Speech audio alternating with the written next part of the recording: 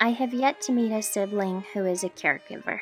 Our system is not meant for oddballs. We are taught in school about a traditional family, but we are not told that family responsibilities can change and morph from the traditional rules of big sister and little sister. Why do we place so much emphasis on traditions? When the tradition of big sister and little sister broke, I felt out of place. When my mother broke and left our household to seek refuge elsewhere, I felt even more out of place. The displacement was due to the fact that society holds this grandeur over what should and shouldn't be. But I also learned how to survive, how to rely on myself and create accountability.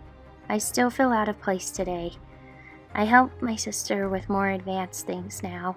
I don't know if I will ever have a traditional family or if I will settle down and have kids, but I do know that I am my only steady spot. Occasionally, I become uneven ground. I break down from time to time. When I was younger, all I wanted was to be normal, but normal is just a facade people hide behind. The double doors revealed a large open room with giant windows where many beds were separated by partitioned curtains.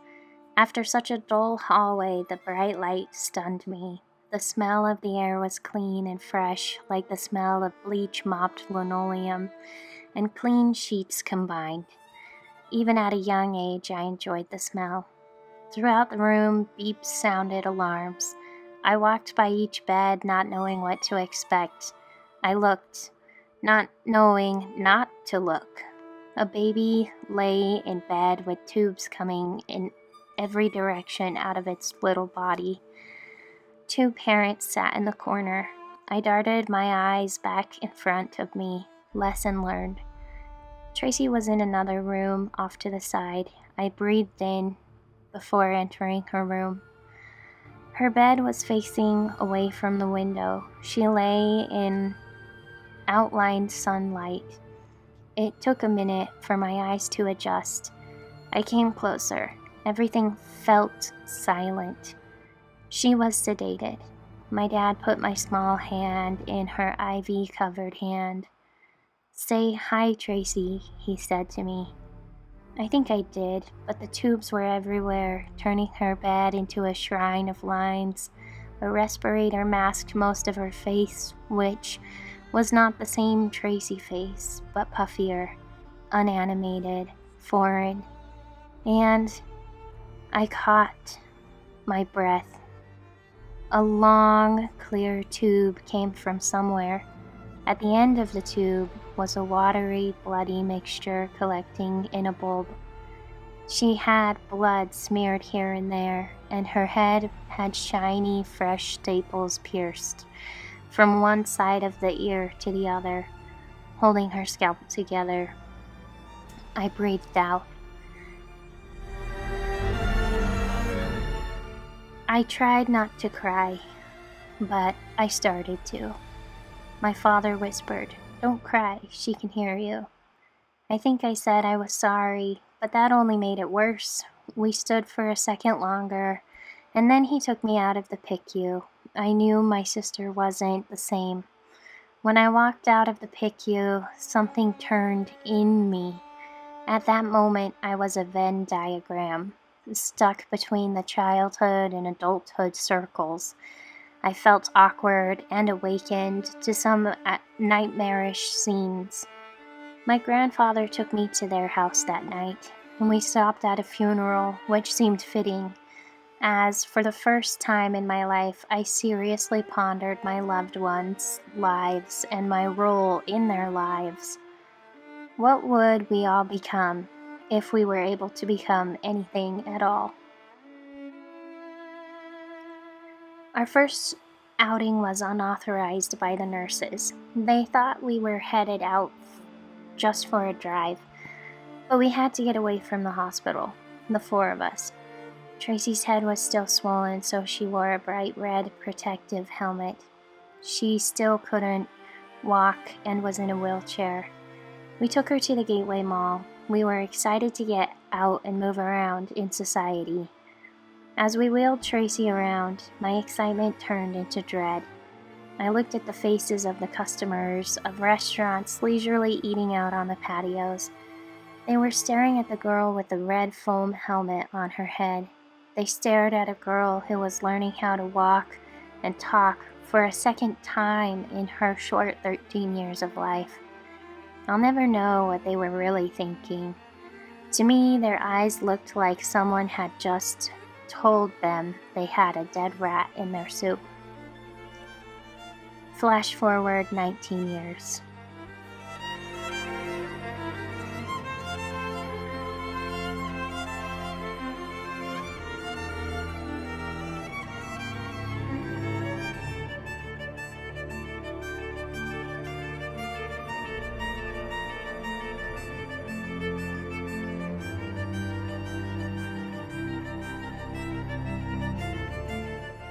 My sister was preparing to go into yet another brain surgery. I've lost count at this point. I remember seeing the MRI scan in denial. A bright line was growing almost dead center down her brain, separating left from right. What if she had another stroke? What could happen? It will be fine. She has a backup somewhere. Wait. She only has half her brain left. I was filled with anxiety after the meeting with the doctors. My sister was scared and frustrated by the MRI results, but it also gave us an answer as to why she was constantly tired. By the day of the surgery, I was a horrible mess internally. I can remember saying goodbye to her, dressed in the green hospital gown, laying on a bed that smelled of sterilized sheets, and walking down the gray hallway, realizing I was more afraid now than I had ever been. I had grown up. I had 19 years to process, 19 years to cope with the previous slew of surgeries and aftermath. Somehow I never gained confidence in these moments. Hope was slashed away in the previous 19 years after dealing with a sister who had never fully recovered from a stroke and an ugly divorce by my parents. I was realistic.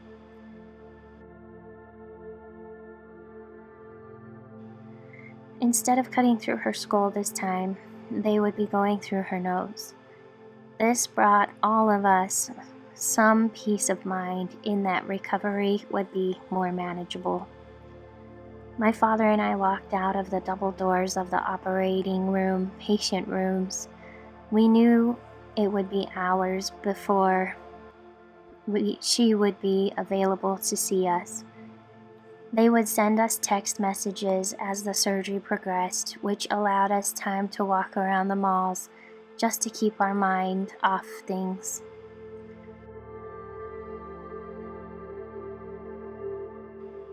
When the doctors told us the confirmation that there were indeed 2 brain tumors growing simultaneously, it could not have surprised me. I grew up knowing that sometimes the news we receive will not be the best, but how we handle the news is the only thing we can control. At first they told us medication would solve everything, since there was still a small piece of brain tumor in the back. But they would have to do further biopsies to see what other treatments are available. Eventually, medications were out the window. She had to do radiation treatments. My dad and her would leave for the hospital, and I would pace the home office. I would pace, I would clean, I would do laundry, I would cry. I never sat easily during these times. She never had to be sedated. The radiation mask was a plastic mask fitted to her head. There were no holes. It was screwed to the table. Screwed to the table. I would have had to be sedated. Her radiation treatments lasted a ridiculously long month and a half. Every night, I'd bite into shiny white pills filled with a melatonin liquid dream. I'd force my dreams because reality was too loud in the stillness. I found myself waking in the middle of early spring morning, sweating from nightmares. Her beautiful red hair fell like gorgeous red flakes one day, about 2 weeks into the treatments. Her hair was the only thing she had ever wanted to keep during the 19 years of surgeries, therapy, turmoil, and rewards. Her hair was radiant in and of itself, long, flowing red hair that had been cut short and then shaved, a marking of the time. She stared disappointed in the mirror, no hair left. I had to shift my weight from one foot to the other to keep from crying. She put her new pink wig on, because why not get a beautiful bright wig, and went to pay the hairstylist. The hairstylist said, "No, you don't get to pay me for this one."